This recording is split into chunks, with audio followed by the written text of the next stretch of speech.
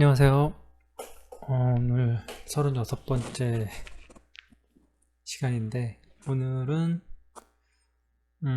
기초 슬라브 타설에 대해서 레미콘 타설에 대해서 제 경험을 좀 공유하도록 할게요. 여기 제가 두 가지 문장을 써놨는데요. 첫 번째, 기초 슬라브는 수평도가 가장 중요하다. 그리고 또 하나는 레미콘 물량은 펌프카 기사님에게 자문을 구하자. 자, 첫 번째부터 좀 말씀드릴게요. 되게 상식적인 얘기인데, 기초 슬라브는 수평도가 정말 중요해요. 이게 맞지 않으면 나중에 후작업이 너무너무 많습니다. 시간도 많이 잡아먹고 작업량도 엄청나게 많아요. 아시다시피 목조주택은 수직수평이 기본이거든요. 근데 기초에서부터 수평이 안 맞으면 나중에 정말 일이 많아요.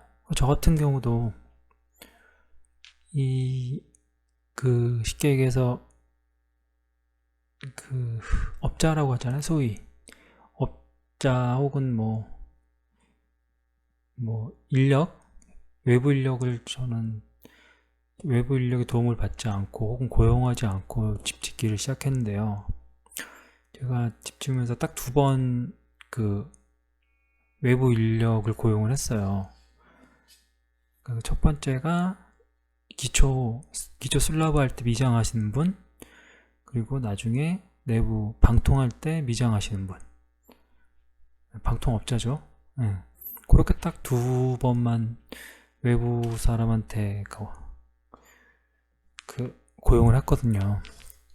그만큼 이거는 좀 중요하다 생각을 해요. 수평을 잡는 게. 근데 다른 거는 제가 시간을 들이면 천천히 조금씩 하면은 매뉴얼대로 하면 된다고 생각이 드는데, 이 레미콘은 시간이 정해져 있잖아요. 할 수 있는 시간대가 굳어버리니까, 그때 제대로 못하면 되돌릴 수가 없잖아요. 가령 헤더를 잘못 맞는다거나 스터드를 잘못한다거나 그런 거 다시 하면 되니까. 근데 얘는 좀 정해진 시간 내에 해야 되는 거라서 저는 생각을 좀 많이 했는데, 저 혼자 하기에는 좀 위험 부담이 있어서, 위험 부담이 아니라 그걸 수평을, 넓은 공간을, 물론 작은 집이지만 20평 작은 집이지만 6.5m와 10m 사이즈의 직사각형을 수평을 오차범위 내에서 맞춘다는 게 좀 전 어려울 것 같아서 사람을 고용을 했어요. 기억으로 한 20만 원인가? 미장하시는 분 20만 원 플러스 조금 더 드린 것 같은데 대략 그 정도 비용을 들였고요. 근데 그분이 한 분도 같이 온 거예요. 자기 일 같이 하는 사람인데 그냥 단순 노동자로 데려왔는데 꼭 같이 해야 된다고 그래서 하여튼 2분이 오셨더라고요. 하여간 그래서 15만원에 20만 35만원에 플러스 4만원 39만원인 같은 것 같아요. 네. 사실 2분은 필요 없고 한 분만 더 있으면 되는 것 같아요. 제 경험상 2분은 좀 과하고, 하여간 저는 그렇게 해서 사람을 고용을 했어요. 미장은 기초할 때 평탄화다 좀 해달라고 사람을 고용을 했고, 그 결과는 뒤에서 좀 말씀을 드릴게요. 두 번째, 레미콘 물량은 펌프카 기사님에게 자문을 구하자. 이게 무슨 말씀이냐면, 우리가 물량을 구할 거 아니에요. 몇 누배가 필요하다고, 그리고 레미콘 회사에다가 어떤 종류의 시멘트를 배합을 어떻게 해서 몇 누배를 배달해 주세요라고 하잖아요. 시멘트의 자갈과 몰탈의 비율, 그런 것들은 그냥 일반적인 거를 쓰면 될 테고요. 저도 그렇게 했어요. 가장 많이 쓰는 거. 왜냐면 여기에 대해서는 매뉴얼이니까 일종의. 나머지 잡다한 것들이 있잖아요. 그런 것들은 생략을 할게요. 소규모 그런 데서 그런 일이 잘 없기 때문에 뭐 물량도 얼마 안 되고, 그래서 다른 건 생략하고 레미콘 물량은 펌프 기사님의 작물 구하자. 이게 무슨 말씀이냐면, 저희가 가령 저 같은 경우가 만약 30루베가 필요하다면 그 레미콘 회사에다가 30루베를 주문을 하잖아요. 뭐 물론 약간 여유 있게 했겠죠.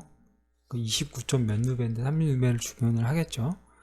그러면 그 뭐 대략 그게 6루베인가 5루베인가 그래요. 레미콘 한 차가. 제 정확하게 기억이 안 나는데, 그럼 이제 걔네들이 가령 그게 6루베씩 들어간다면 차가 5대가 와야지 30루베잖아요. 그러면 이제 한꺼번에 오는 게 아니라 한 대가 와요. 그러면 이제 절반 정도 부었다 싶으면 그 또 나머지 한 대가 오고, 계속 연달아서 오는 거예요. 계속 오는 거죠.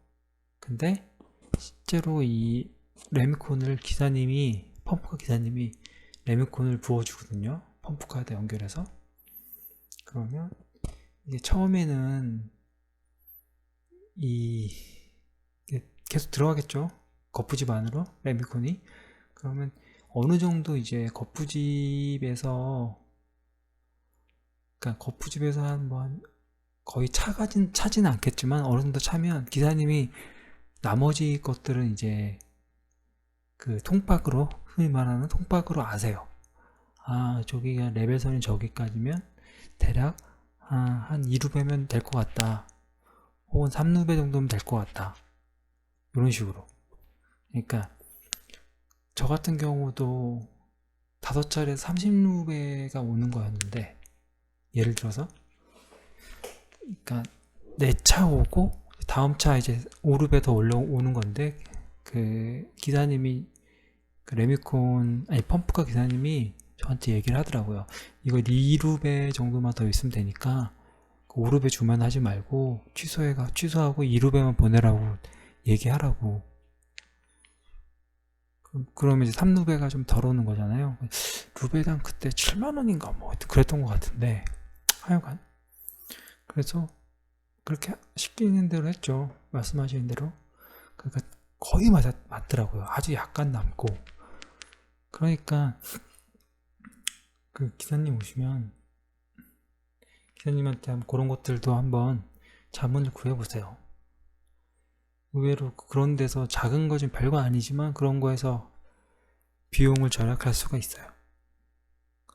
그리고 그 비용 남은 걸로 이제 미장하시는 분을 고용했다 생각하면 남는 장사잖아요. 물론 뭐 레미콘 남으면 다른 데다가 부으면 돼요. 근데 이게 집이 지금 초기 단계이기 때문에 뭐 마당이 어디 부을 자리, 뭐 정화조 자리, 뭐 이런 것까지 계산하고 하는 게 아니잖아요. 아직은 그런 것까지 다 계산도 안 돼 있을 테고, 물론 하나 더 말씀을 드리자면 그런 것까지 계산하셔가지고 레미콘차 부를 때 한 번에 하는 게 제일 좋긴 해요.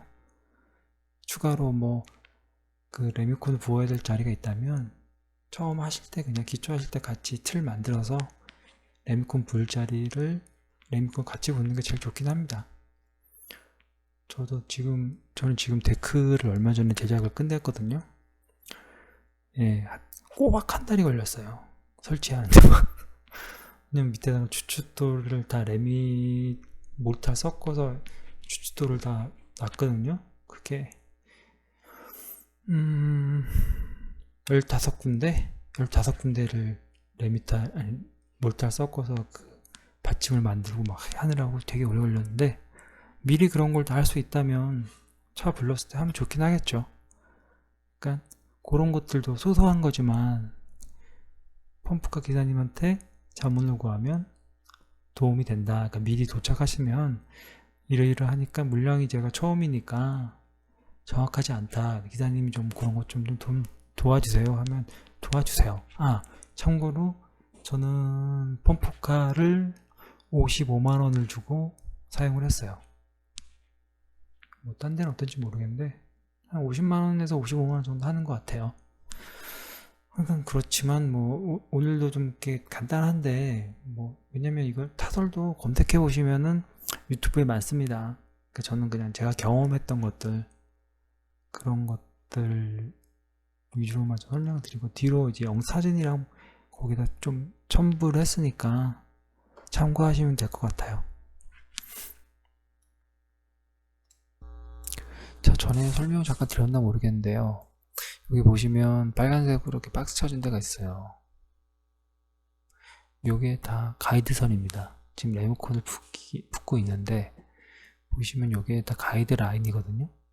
철사에다가, 철근에다가 높이 가이드라인을 표시를 해서 곳곳에 이렇게 꽂아 놓은 거죠. 그리고 이 턱맞춤, 나무로 된 턱맞춤들은 이게 곧 가이드 라인이 되는 거잖아요. 그러니까 이런 것들을 가이드라인으로 활용하고, 그리고 거부집 테두리에 각상으로 가이드라인을 해놨고, 그러니까 가이드라인을 좀 많이 꽂아 놓으면 수평을 맞추기에 좀 도움이 되는 것 같아요. 근데 저는 하여튼 결과는 나중에 보여드릴게요. 그래서 이런 식으로 가이드라인 해놓으면 수평 잡는데 좀 도움이 되고, 직접 이걸 하실 거라면 좀 더 여러 군데 박아두면 좋을 것 같아요. 저는 미장을 전문을 하신 분을 고용을 했기 때문에 이렇게 많이, 왜냐면 그분들이 미장할 때 굉장히 큰 미장칸을 쓰시거든요. 넓은 거. 그 폭이 굉장히 넓어요. 길이가 한 1m는 넘지 싶어요. 근데 그런 것들을 그걸로 이렇게 미장 마감을 하는데, 이게 너무 많이 여러 군데 박혀 있으면 더 불편하잖아요. 더 수평 맞추기 힘들 것 같아서 저는 적당하게 했거든요. 이건 케이스 바이 케이스로 하면 될 것 같고, 이제 이런 것들 많이 박아 놓으시면 수평 잡는 데 도움이 됩니다. 그리고 이건 앵커 볼트에다가 L자 앵커 볼트에다가 미리 이런 식으로 청테이프로 표시를 해 놓은 거예요. 이게 뭐냐면 청테이프 있는 데까지가 앙카 볼트가 콘크리트에 박아야 되는 그 깊이까지 표시한 거예요. 네, 이런 것들도 당연한 거겠지만 혹시나 싶어서 보여드리는 건데, 미리 준비를 해 두셔야지. 그날 하려면 좀 바빠요. 그렇기 때문에 스테인레스로, 간혹 이왕이면 스테인레스가 좋겠죠. 스테인레스로 된 에란카를 가지고, 그리고 와샤도 이왕이면은 이렇게 두꺼운 거 팔거든요. 얇은 거, 얇은 게 아니라 넓고 두꺼운 거. 가끔 현장 가보면 정말로 얇은 와샤로 된 에렌카도 아닌 것 같아요. 세트앙카 같은데, 에렌카겠죠. 쓰시는데 좀 이렇게 두꺼운 거, 3mm 이상 되는 거, 3mm나 4mm 이상 되는 거 사용하시는 게 좋죠. 이런 식으로 미리 어쨌든 표시해 놓으면 좀 도움이 아니라, 이런 거는 좀 해두시는 게 좋을 것 같아요. 그때 그럼 정신이 없거든요. 미리 이런 거 표시해 놓으면 도움이 많이 될 거예요. 자, 이거는 이제 콘크리트 마무리 평탄성에 대해서 자료를 좀 발췌해 봤어요. 두 개 다, 하나는 콘크리트에서 시방서에서 가져온 거고, 하나는 미국이라고 해야 되나? 하여튼 외국의 인테리어 쪽에 관련 사이트에서 가져온 건데, 두 개 다 제시하는 바는 어떤 공학적으로 건물이 똑바로 서 있기 위한 콘크리트 마감면의 평탄성을 의미하는 건 아니고요. 인테리어를 하기 위해서, 그러니까 타일 깔고 방수하고 이런 것들을 위한 평탄성 가이드예요. 근데 제가 찾은 거는 이게 다였어요. 그래서 다른 건 잘 모르겠는데, 근데 이거를 그냥 어느 정도 적용할 수는 있지 않을까 싶어요. 그래서 이쪽에서 제시하는 게 3m당 10mm 이하라고 되는, 대략 이쪽 아래쪽도 그렇고 한 10mm에서 8mm 정도로 보면 되지 않을까 라고 생각이 들어요. 근데 이것도 사실 케이스 바이 케이스거든요. A 지점에서 B 지점까지 높이 차가 10mm가 날 수 있겠지만 그 거리가 3m라면 가령, 하지만 A에서 B 지점이 아니라 A, B, C, D, E, F, G 뭐 이런 식으로 많이 쪼갰을 경우에 A에서 마지막 지점까지는 10mm가 될 수 있지만 중간에서는 더 차이가 날 수도 있잖아요. 그러니까 그런 것까지 감안한 건 아니고 웨이브 뎁스를 얘기하는 것 같지는 않고, 그런 것들은 그냥 그러니까 평균으로 잡는 것 같고요. 평균을 잡아서 얼추 이 정도로 생각하면 되지 않을까라고 제시를 하고 있는 거예요.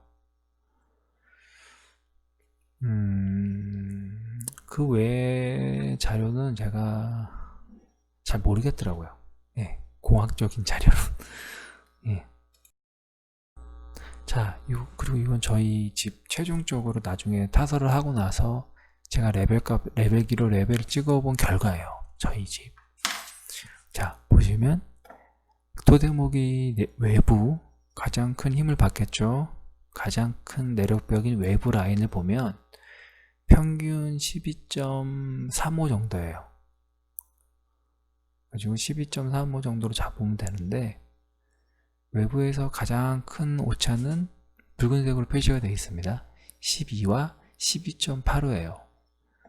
예, 외부 토대목이 놓일 위치에 가장 낮은 레벨 값은 12라고 잡는 12고, 가장 높은 것은 12.85. 그러니까 평평도에서 8.5mm가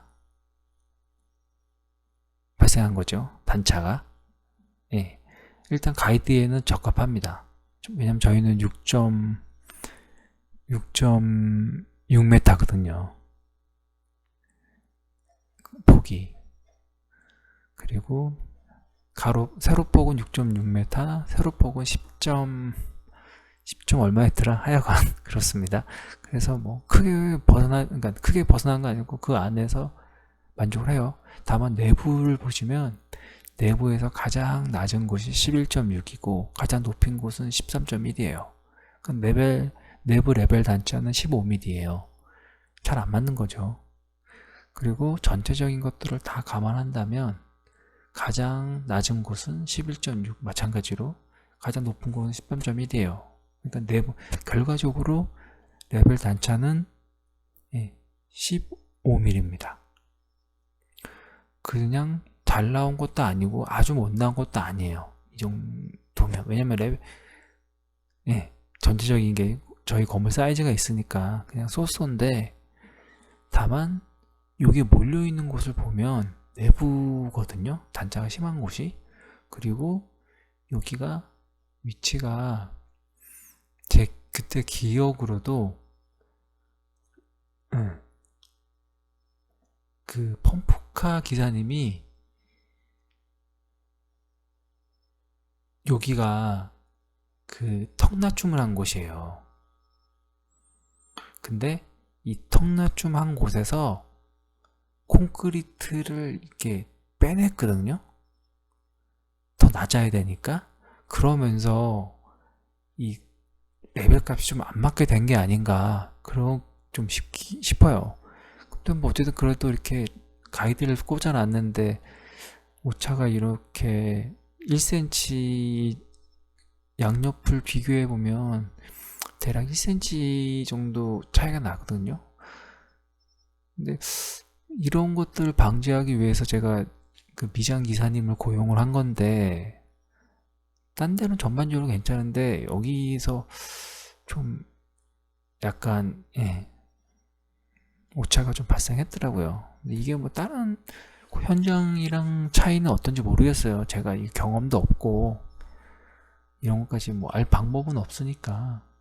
근데 어쨌든 결과적으로 이 정도 오차가 발생했다. 그리고 저는 요 파란색으로 된 요 세 군데 있잖아요. 11.6, 11.7, 13.1.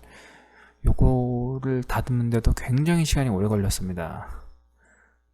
손이 많이 갔어요. 13.1 같은 경우에는 바닥에 이 토대목 위치를 그라인더로 갈아내느라고 힘들었고요. 그리고 또 11.6, 11.7 이런 데는 몰타를 섞어서 다시 여기 높이를 맞추느라고 힘들었고, 그리고 나머지 이 외부 토대목의 짜잘한 그런 것들도 그 2단 토대목 놓고 대표로 갈았거든요, 다. 근데 이게 시간이 굉장히 오래 걸렸어요. 그러니까 다시 한번 말씀드리지만, 예, 레미콘 타설은 뭐 딴 거 필요 없고 수평도 가장 중요하다는 거, 수단과 방법을 가리지 마시고 수평도를 맞추시라는 거 정말 중요합니다. 이거 나중에 손이 굉장히 많이 가요. 자, 영상 보시면서 이제 제가 빨리 감기로 한 그 영상이 있거든요. 보시면서 아, 이렇게 했구나 하고 그냥 하시면 될 것 같아요.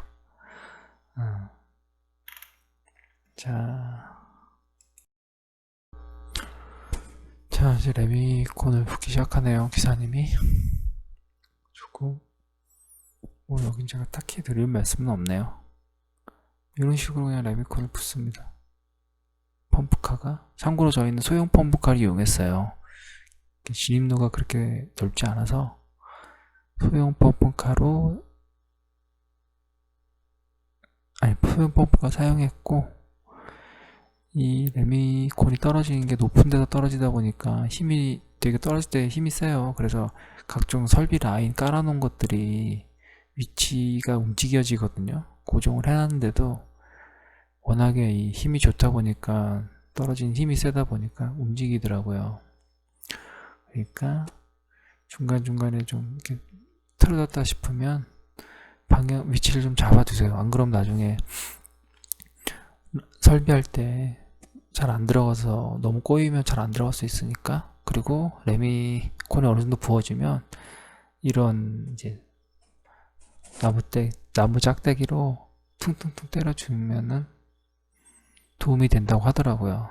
위장 기사님이 알려주셔서 이렇게 퉁퉁퉁 치면서, 혹은 망치로 이제 거푸지 우치기도 하면서 그 속을 채워 넣는 거죠. 최대한. 결과적으로 저희는 나중에 거푸지 뺐을 때 거의 공구기가 없었어요. 그러니까 바이브라이트 굳이 필요 없더라고요. 이거 같은 경우에 이제 적당하게 레미콘을 퍼주는 거고요. 너무 많이 좀 됐다 싶으면 이런 식으로 좀 레미콘을 조금씩 긁어서 움직여주는 거고, 이건 이제 흑선으로 미장칼로 살살 다듬고 있습니다. 뭐 사람을 고용하긴 했지만 또 제가 할 수 있는 건 뭐 이렇게 하면 좋겠죠. 이렇게 해서 별 도움은 안 된 것 같아요. 이렇게 뭔가 한다고 하는데 시간이 지나면, 그러니까 기사님이 어떻게 하라고 또 지시를 해주시더라고요. 방향을. 그렇게 작업을 했고, 에렌카를 지금 신고 있죠. 근데 제가 여기서 조금 실수 아닌 실수였던 게, 좀 늦게 박았어요. 줄 치고 미리 위치를 잡아야겠죠. 그 다음에 줄 친 다음에 거기 맞춰서 하는데, 저는 이렇게 하려고 하는데 기사님은 아니 너무 지금 이르다고, 본인이 경험이 많은데 지금 하면 안 된다고, 밑으로 가라앉는다고, 좀 더 구스며야 된다고 그래가지고 했는데, 나중에 좀 제 생각에 좀 너무 늦게 한 게 아닌가 싶어요. 그래가지고 넣기도 좀 힘들었고, 지금은 뿅망치로 하는데 나중에 잘 안 들어가. 그러니까 뿅망치로는 힘들어서 일반 망치로 떼뚫겨서 이걸 넣었거든요.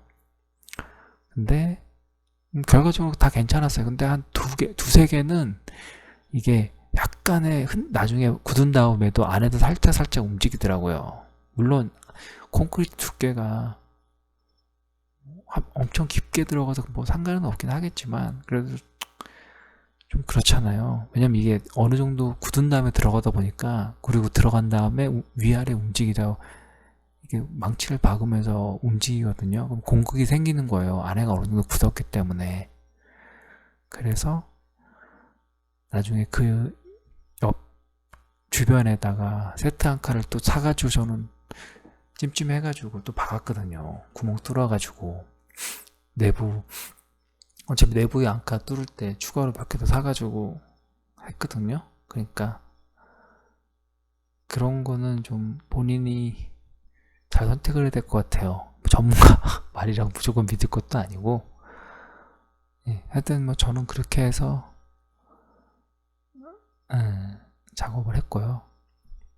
그러니까 이게 저는 이거 하는데 하여튼 꽤 오래 걸렸어요. 기초부터 해서 처음에 텁하기부터 해가지고 한 2달 걸렸지 싶어요. 2달이면 웬만해서는 집이 외장이 끝나고 내장에 들어갈 기간이잖아요. 근데 저는 예, 그러니까 저 역시 모르는 상태에서 했기 때문에, 그리고 제 이 영상을 보시는 분들도 직접 짓거나 혹은 직영으로 하려고 하시니까 뭐 관심을 가지고 보시는 거라고 생각을 해요.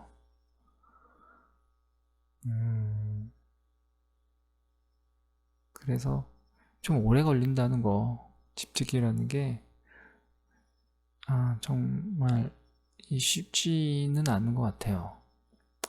어떻게 보면 정말 자신과의 싸움이라고 해야 될까? 네, 저는 거의 2년을 지었으니까. 그래서 어쨌든 이렇게 기초까지의 작업은 마무리가 되었습니다. 기초 보강이나 뭐 기타 그런 것들은 제가 생략을 했는데, 근데 그런 것들은 어떻게 보면 너무 당연한 거잖아요. 당연히 튼튼하게 됐다는 전제에 하는 것들이니까.